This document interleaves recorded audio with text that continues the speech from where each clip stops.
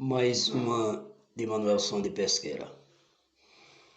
Dentro da mata sagrada existe um casarão que era de um casal de velho, Assunção e Sebastião, que viveram a vida inteira entre o pão e a oração, e ouvindo o choro e gemido que vinha lá do porão de uma família que morreram no tempo de Lampião, que até hoje vive vagando, fazendo assombração.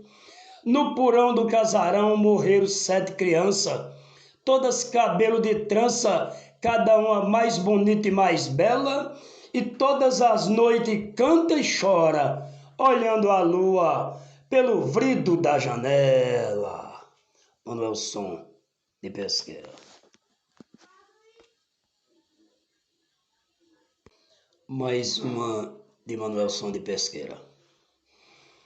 Dentro da mata sagrada existe um casarão que era de um casal de velho, Assunção e Sebastião, que viveram a vida inteira entre o pão e a oração, e ouvindo o choro e gemido que vinha lá do porão de uma família que morreram no tempo de Lampião, que até hoje vive vagando, fazendo assombração.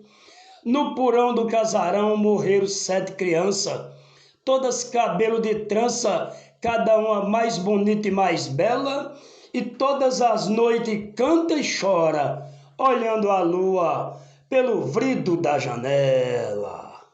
Manuelson